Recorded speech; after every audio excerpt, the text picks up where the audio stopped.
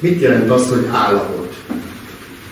Ez egy jó érzés, rossz érzés, és már elárultam, hogy az állapotban ugye az érzés az fontos. Mindig ugyanazok jelentkeznek. Most én rossz állapotban vagyok, most én jó állapotban vagyok, én most boldog vagyok, én most szomorú vagyok. Ez állapot? Ez állapot? Hát igen. No. Hogy például, hogy nem egy hosszú idő, hanem hogy például aznap, vagy abban az időszakban, de most nem vagy annyira jó, mint például. Ez teljesen jó. De ez fordított esetben is lehet, hogy pont egy olyan pillanatban kell cselekedned, amikor úgy érzed, hogy minden az előző szlájdon lévő 4 dolog összeáll. Mert nem muszáj minden évnek összeállni, hogyha abból már 3 vagy 2 sikerül, akkor már közel jársz a sikerhez. Jó? Értjük? Hogyan építkezz? Tudd, hogy minden dől el. Ezről már múltkor a foglalkozáson beszéltünk, hogy minden fejben dől el. Tehát elhiszed, bízol magadban, mert van kitartásod, meg még mit van? Erő, meg még szó, és még mi? Kitartás, meg elhivatottság, ugye? Ez mind összefügg az előző szlájdra. Mindig és mindenben, ami veled és benned történik, legyél aktív részesen. Erről is beszéltünk, hogy miért kell aktívan részt venni abban a tanulási folyamatban, amit az edzők vagy a felnőttek kiajánlanak számotokra, és megadják a lehetőséget, hogy ti fejlődjetek. Nem én foglak fejleszteni, te saját magadat fogod fejleszteni. Mi felnőttek a lehetőséget adjuk meg, hogy ha ezt és amazt megcsinálod, vagy így állsz hozzá, akkor megvan a lehetőség arra vonatkozóan, hogy sikert érjél el.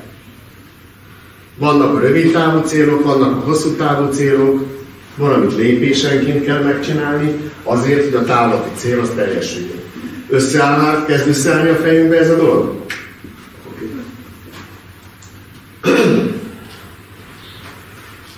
Ez a mondat azt akarja szintén felszínre hozni, megértetni veletek, hogy van, amikor jó szándékkal, pusztán azért, mert kicsikét úgy leültél, és nem vagy már annyira motivált, és ezért a felnőtt emberek egy pillanatra megpróbálnak kizökkenteni benneteket ebből az állapotból, és azt mondják, hogy semmi baj, minden oké, minden rendben van, te nagyon jó vagy, holott te tudod magadban, hogy nem tudtál úgy teljesíteni, de éppen ezért ők megpróbálnak téged nyugtatni. De ennek a lényeg, ennek a mondatnak az, hogy ők hiába mondják kívülről, hogy te ügyes vagy, te belülről érzed, hogy nem, mert valamit elszúrtál. Valami nem sikerült. Itt megint a te fejedben kell helyre tenni a dolgokat. Ők, tehát a kívülről jövő impulzusok, ingerek, biztató szavak, azok igazából egy olyan helyzetet próbálnak teremteni, hogy be tudják kerülni abba az állapotba, abba a jó érzésbe, hogy vannak körülötted támogatók, de te, velük csak úgy tudod megvalósítani, hogyha te aktívan részt veszel abban, hogy kilépjél abból a úgymond komfortzónából, vagy abból a szituációból, hogy te tudjál teljesíteni. Tudjátok követni, gyerekek? De aki valakit nem ért, vagy valaki egy szót, vagy egy kifejezést nem ért, mert nem beszéltük még át, akkor nyugodtan szóljon, jó?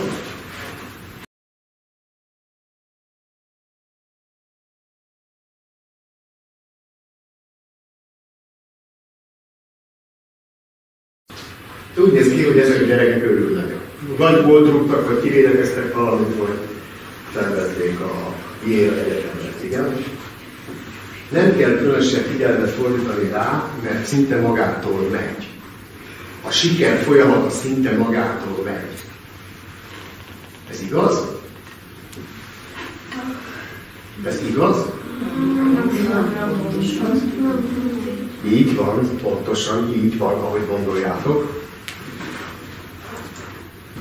Az első megértendő dolog, hogy elkezded értékelni, minősíteni a tevékenységedet. Mit mondtam az előbb? Hiába jönnek kívülről külső impulzusok, ingerek, hogy jó lesz ez meg. De te belülről érzed, hogy nem. És akkor ez a mondat, Benji, mit jelent? Értékelni, minősíteni saját tevékenységet. Hát amikor nem sikerült a futás, akkor hogy értékelted a saját futásodat? Igen. Ha eljut odáig egy fiatal sportoló, hogy tudja saját maga tudását, saját maga mozgásait, mozdulatait, tevékenységeit értékelni, minősíteni, mert benne van, és tudja, hogy mit tett meg annak érdekében, hogy az jó legyen, hogy az helyesen folyjon le, jó, működőképes tudjon lenni, az már félúton a sikerhez vezető útra tér, vagy negyedúton, mert tudja saját magát minősíteni, értékelni. Tehát nem az edzőnek kell elmondani, hogy te most ilyen vagy olyan voltál, mert már te tudod, hogy amit csináltál, az kevés volt, megfelelő volt, elegendő volt, vagy nagyon jó volt. Ekközött tudjuk a különbséget, ugye? El kell fogadnod, hogy amit teszel, vagy ahogy teszed, az jó, mert örömet ad, és jól érzed magad benne. Szerettek kézilabdázni, örömet ad számotokra, élvezitek. Az edzés munkát azt nem minden esetben, de tudjátok, hogy miért csináljátok. Tehát ez egy felszabadító érzés. Például én is, vagy bármelyik felnőtt, aki edz, mert mi szoktunk néha mozogni, keményen dolgozunk, de amikor abba hagytuk, egy jó eső érzéssel megyünk haza, mert adtunk az egészségünknek egy jó, pozitív lökést, adtam a jó érzésemnek egy pozitív lökést, tehát ez nem csak az élsportolókra igaz, ez igaz bárkire, aki sporttevékenységet, vagy bármi olyan jellegű tevékenységet folytat, ahol fontos az az állapotba kerülés, amikor olyan, hát ez jó sikerült, hát ez sikeres volt.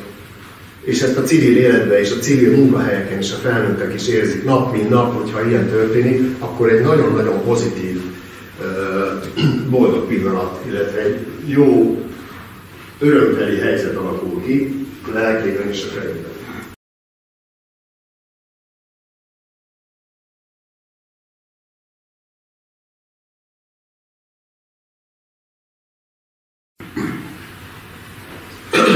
Összevetés. Beszéltünk ugye arról, hogy vannak a kívülről jövő ingerek, és vannak a kívülről jövő impulzusok. Általában felnőttektől érkeznek ezek, de természetesen lehetnek ezek akadályok is, tehát az ellenfélnek a védőjátékosa, vagy éppen amikor védekezel az ellenfélnek a támadójátékosa, vagy az ellenfél kapusa, amikor zicser helyzetben farmaszeret néztek egymásnak. Tehát ezek tudják generálni a te belső állapotodat. Tehát összességében valamilyen szinten tudják befolyásolni, de megint vissza kell térnünk arra, hogy az előző szlájdokban volt, hogy te ezt úgy tudod felhasználni, ezt a generálást, hogy magadnak kell a döntéseket meghozni, hogy ez hogy és miképpen fog majd működni. Pozitív gondolkodás, változást idéz elő a hozzáállásokban. Milyen változásokat tud? Egyáltalán mi az, hogy pozitív gondolkodás? Azt mondja. Olyan fürge a lábad, hogy csak a kezed is gyors, jó cselezve. Ezt negatív gondolkodással szerintem nem lehet megcsinálni. Mit jelentek a pozitív gondolkodás? Az előző szlájdokból lophatsz, mert egy csomó minden összefügg egymással. Mi kell a sikerhez? Miket mondunk? Erő, szorgalom, kitartás, hit. Nagyon jó. Jól csinálod. És miért kell ehhez pozitív gondolkodás, hogy ezt mind meg tud csinálni? Ezt negatív gondolkodással, egyáltalán egy negatív gondolkodású ember az tud sikeres lenni? Nem. Egy kudarc kerülő tud sikeres lenni? Lehet. Lehet, így van, erről is beszéltünk, de nem sokáig. Mert a sikerorientált az ugye folyamatosan tudja azt a teljesítményét hozni, mert ő nem fél a kudarctól. A kudarc kerülő viszont fél a kudarctól, és nem meri a következő akadályt, pedig átadni. De ő pozitív, vagy adott esetben negatív mezőbe kerül. Melyik a pozitív mező? A sikerorientált, vagy a kudarc kerül? Siker. Az a pozitív. Ugye? Na, szuper, így van. Értjük mindenki? Igen? Azt jelenti az a pozitív, hogyha mondjuk te valamit elrontottál, és te nem... Te? Hát én. Például. Én azt mondom. Kudarcot, hát nem kudarcot, de lehetőség van, akkor az pozitívan átgondolod, és próbálsz fejlődni. Így van. Az átjár. Szuper. Igen, nagyon helyesen mondom. Külső nyomás hatása. Ne kívül keresd a megoldást, mert az benned van, vagy nincs. Ez vajon mit jelent? Azt, hogy Mindig ugyanaz. Azt, hogy megvan a tehetséget hozzá, vagy nincs. Ezt már megbeszéltük, hogy itt mindenki tehetséges, és mindenki szorgalmas. Igen. Az kevés. De neki, hogy belül, hogy higgy magadban, Igen. mert megvan ez, hogy nagyon benned. Például, majd idősebbek lesznek, van egy játék szituáció, meccset játszottok U15-U16-ban, időt kér a edzőbácsi, edzőnéni, nem ezekről az edzőkről van szó, akik itt ülnek a köreinkben, hanem egy másik edzőről, időkérésnél nagyon mérges, mert nem sikerültek a támadó játékunkat megvalósítani. És ezért az egy perc alatt folyamatosan arról beszél, hogy mi volt a rossz, és hogy ezt gyakoroltuk, és ezt meg kell tudni csinálni. És egyszer csak Benji megy a pályára, és mondja, hogy gyakoroltuk. Nem is gyakoroltuk.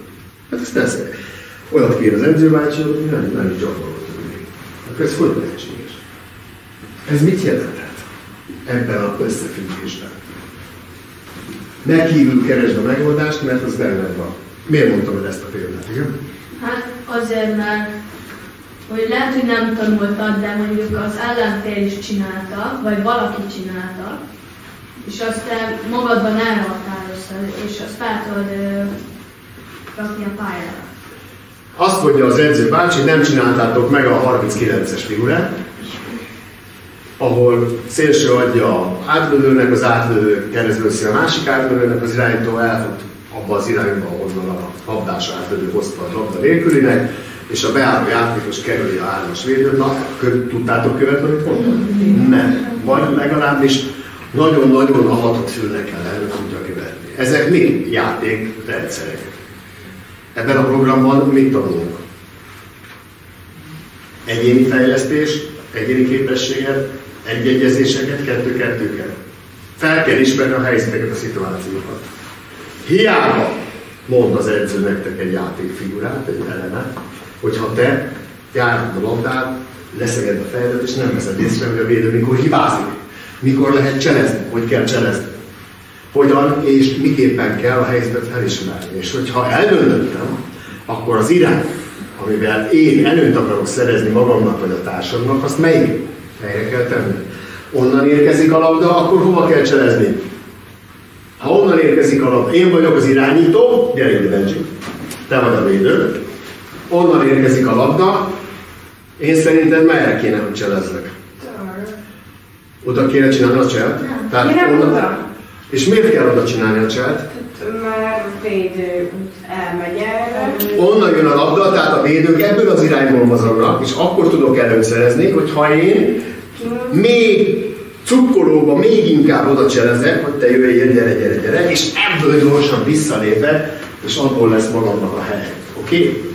Tehát a lényeg az egészben az, hogy van egy rendszer, de abban a rendszerben meg kell találni az egyén játékát. És nagyon fontos és nagyon lényeges, hogy az egyén játékát csak sok-sok ismétléssel, sok-sok tapasztalattal tudjuk fényesíteni, erősíteni. És ez nagyon fontos, nagyon lényeges. A lényeg az benned van. A titok benned van.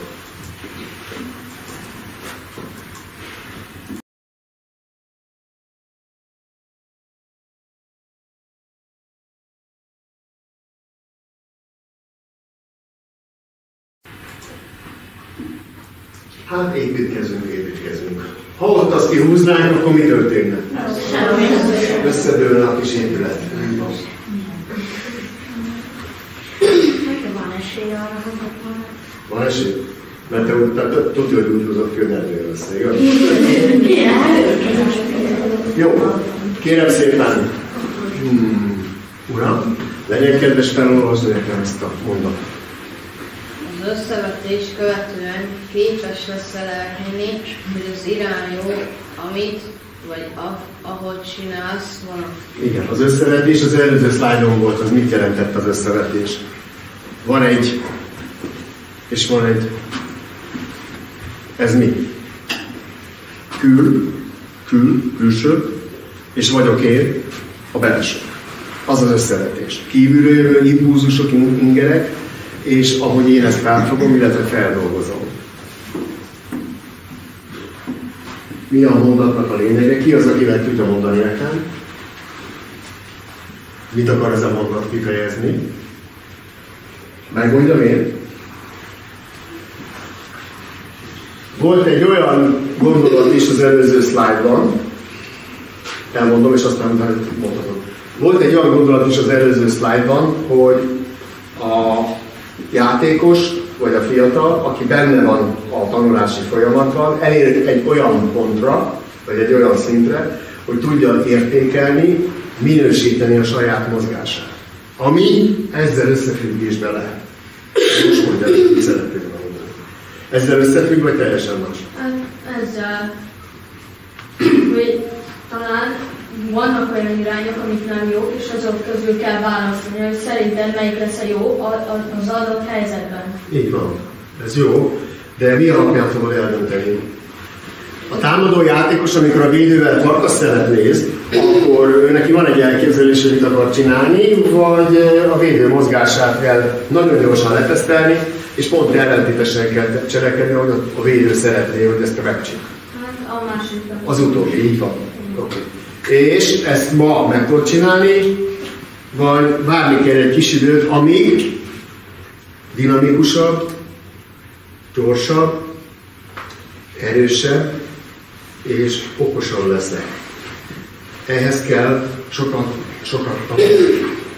Amit ma tudsz, azt lehet, hogy ugyanazzal az energiabefektetéssel, ugyanazzal a gondolkodással 2 év múlva már nem fogod tudni megcsinálni, hogyha te a képességeidet nem fejleszted.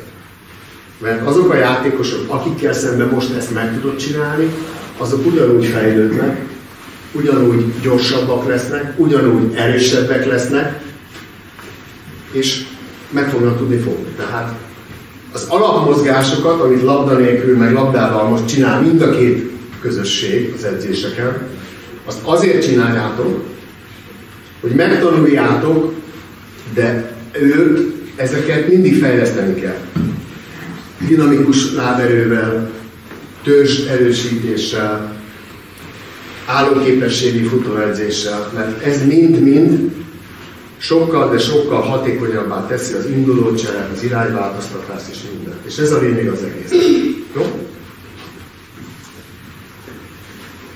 Sok ismétlés, gyakorlás, és ettől egyre jobban mennek a dolgok. Ezt mondtam.